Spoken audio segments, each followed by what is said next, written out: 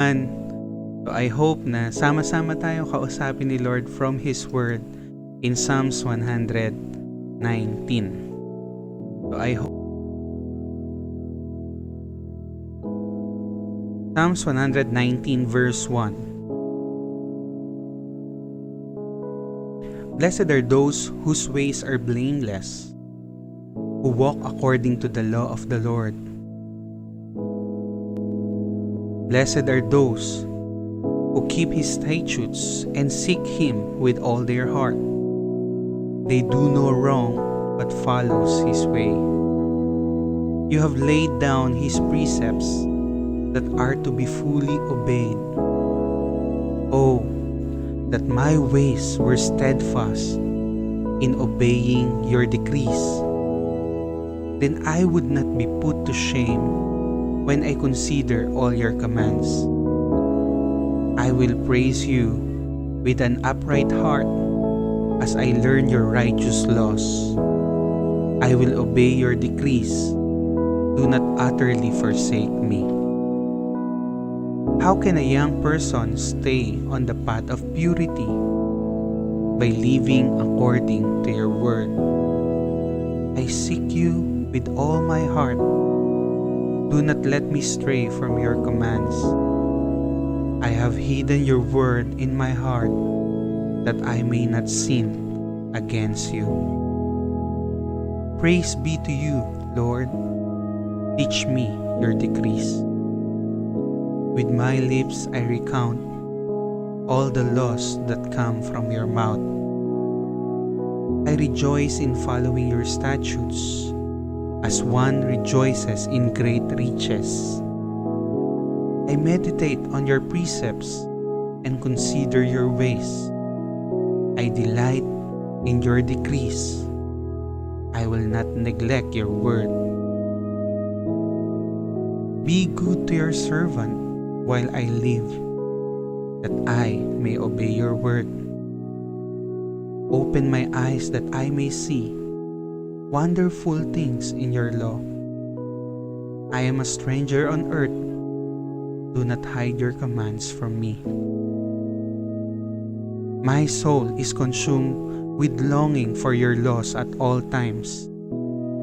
You rebuke the arrogant who are accursed, those who stray from your commands. Remove me from their scorn and contempt, for I keep your statutes. Though rulers sit together and slander me, your servant will meditate on your decrees. Your statutes are my delight. They are my counselors. I am laid low in the dust. Preserve my life according to your word. I gave an account of my ways, and you answered me. Teach me your decrees. Cause me to understand the way of your precepts, that I may meditate on your wonderful deeds. My soul is weary with sorrow. Strengthen me according to your word. Keep me from deceitful ways. Be gracious to me and teach me your law. I have chosen the way of faithfulness. I have set my heart on your laws. I hold fast to your statutes, Lord. Do not let me be put to shame. I run in the path of your commands, for you have broadened my understanding. Teach me, Lord, the way of your decrees, that I may follow it to the end. Give me understanding, so that I may keep your law and obey it with all my heart. Direct me in the path of your commands, for there I find delight. Turn my heart toward your statutes and not toward selfish gain. Turn my eyes away from worthless things. Preserve my life according to your word. Fulfill your promise to your servant, so that you may be feared. Take away the disgrace I dread, for your laws are good. How I long for your precepts. In your righteousness, preserve my life. May your unfailing love come to me, Lord, your salvation according to your promise. Then I can answer anyone who taunts me, for I trust in your word. Never take your word of truth from my mouth, for I have put my hope in your laws. I will always obey your law, forever and ever. I will walk about in freedom, for I have sought out your precepts. I will speak of your statutes before kings, and will not be put to shame. For I delight in your commands, because I love them. I reach out for your commands, which I love, that I may meditate on your decrees. Remember your word to your servant, for you have given me hope. My comfort in my suffering is this: your promise preserves my life. The arrogant mock me unmercifully, but I do not turn from your law. I remember, Lord, your ancient laws, and I find comfort in them. Indignation grips me because of the wicked who have forsaken your law. Your decrees are the theme of my song wherever I lodge. In the night, Lord, I remember your name, that I may keep your law. This has been my practice. I obey your precepts. You are my portion, Lord. I have promised to obey your words. I have sought your face with all my heart. Be gracious to me according to your promise. I have considered my ways and have turned my steps to your statutes. I will hasten and not delay to obey your commands. Though the wicked bind me with ropes, I will not forget your law. At midnight I rise to give you thanks for your righteous laws. I am a friend to all who fear you, to all who follow your precepts. The earth is filled with your love, Lord. Teach me your decrees. Do good to your servant, according to your word, Lord. Teach me knowledge and good judgment, for I trust your commands. Before I was afflicted, I went astray, but now I obey your word. You are good, and what you do is good. Teach me your decrees. Though the arrogant have smeared me with lies, I keep your precepts with all my heart. Their hearts are callous and unfeeling, but I delight in your law. It was good for me to be afflicted, so that I might learn your decrees. The law from your mouth is more precious to me than thousands of pieces of silver and gold. Your hands made me and formed me. Give me understanding to learn your commands. May those who fear you rejoice when they see me, for I have put my hope in your word. I know, Lord, that your laws are righteous, and that in faithfulness you have afflicted me. May your unfailing love be my comfort, according to your promise to your servant. Let your compassion come to me, that I may live, for your law is my delight. May the arrogant be put to shame for wronging me without cause, but I will meditate on your precepts. May those who fear you turn to me, those who understand your statutes. May I wholeheartedly follow your decrees, that I may not be put to shame. My soul faints with longing for your salvation, but I have put my hope in your word. My eyes fail, looking for your promise.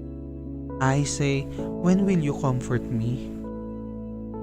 Though I am like a wineskin, the smoke, I do not forget your decrees. How long must your servant wait? When will you punish my persecutors? The arrogant dig pits to trap me, contrary to your law. All your commands are trustworthy.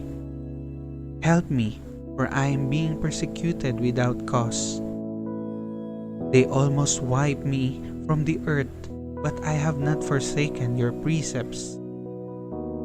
In your unfailing love, preserve my life, that I may obey the statutes of your mouth. Your word, Lord, is eternal.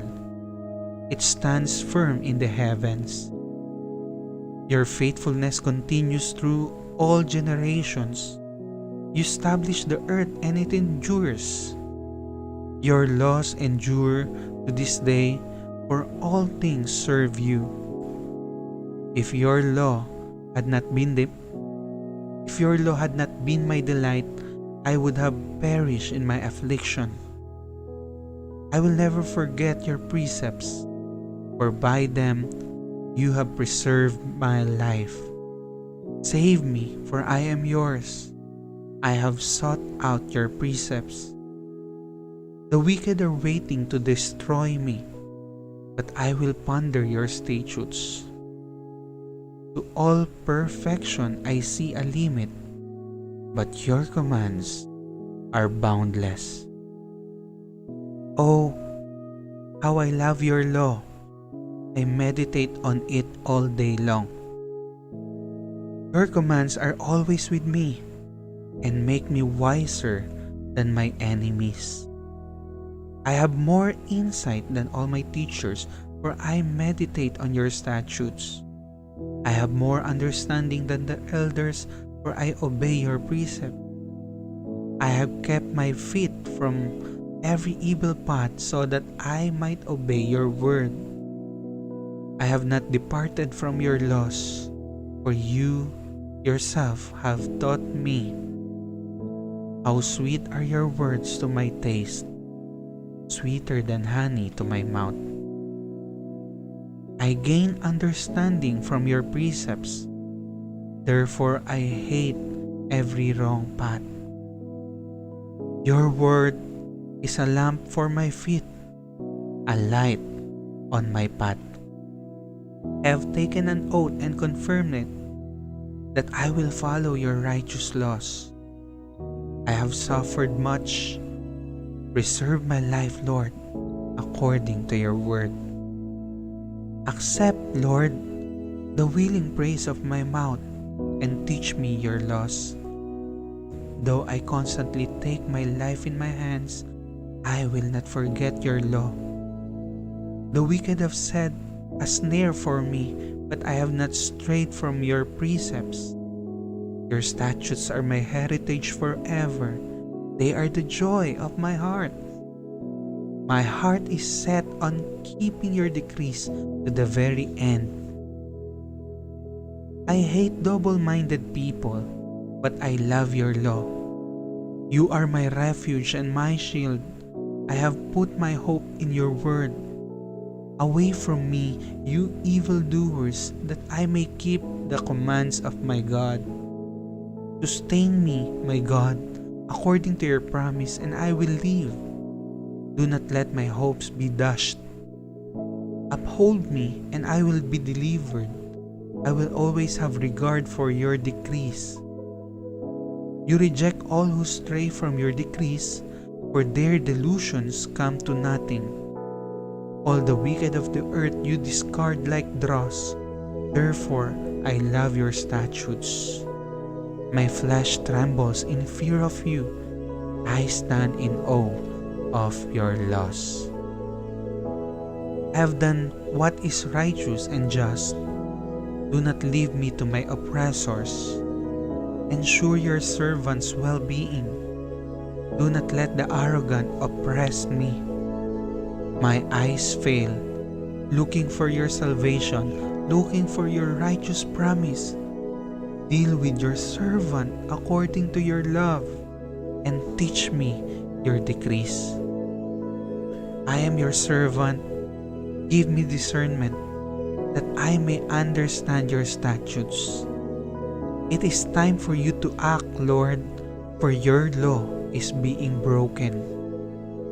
Because I love your commands more than gold, more than the pure gold, and because I consider all your precepts right, I hate every wrong path.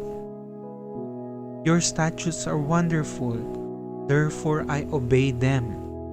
The upholding of your words give light. It gives understanding to the simple. I open my mouth and pant, longing for your commands. Turn to me and have mercy on me, as you always do to those who love your name. Direct my footsteps according to your word. Let no sin rule over me. Redeem me from human oppression, that I may obey your precepts. Make your face shine on your servant, and teach me your decrees. Streams of tears flow from my eyes, for your law is not obeyed. You are righteous, Lord, and your laws are right. The statutes you have laid down are righteous. They are fully trustworthy. My zeal wears me out, for my enemies ignores your words. Your promises have been thoroughly tested, and your servant loves them. Though I am lowly and despised, I do not forget your precepts. Your righteousness is everlasting, and your law is true.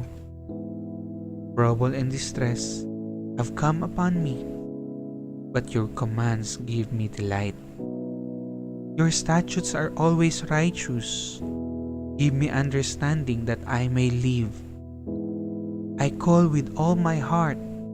Answer me, Lord, and I will obey your decrees. I call out to you, save me, and I will keep your statutes. I rise before dawn and cry for help.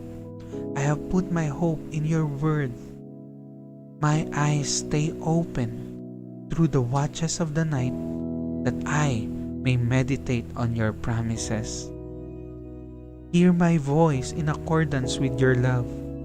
Preserve my life, Lord, according to your laws. Those who devise wicked schemes are near, but they are far from your law. Yet you are near, Lord, and all your commands are true. Long ago, I learned from your statutes that you established them to last forever. Look on my suffering and deliver me, for I have not forgotten your law. Defend my cause and redeem me. Preserve my life according to your promise. Salvation is far from the wicked, for they do not seek out your decrees. Your compassion, Lord, is great. Preserve my life according to your laws. Many are the foes who persecute me, but I have not turned from your statutes. I look on the faithfulness with loathing, for they do not obey your word. See how I love your precepts. Preserve my life, Lord, in accordance with your love. All your words are true. All your righteous laws are eternal. Rulers persecute me without cause, but my heart trembles at your word. I rejoice in your promise, like one who finds great spoil. I hate and detest falsehood, but I love your law. 7 times a day, I praise you for righteous laws. Great peace have those who love your law, and nothing can make them stumble. I will wait for your salvation, Lord, and I will follow your commands. I obey your statutes, for I love them greatly. I obey your precepts and your statutes, for all my ways are known to you. May my cry come before you, Lord. Give me understanding according to your word. May my supplication come before you. Deliver me according to your promise. May my lips overflow with praise, for you teach me your decrees. May my tongue sing of your word, for all your commands are righteous. May your hand be ready to help me, for I have chosen your precepts. I long for your salvation, Lord, and your law gives me delight. Let me live that I may praise you, and may your law sustain me. I have strayed like a lost sheep. Seek your servant, for I have not forgotten your commands. Psalms chapter 119.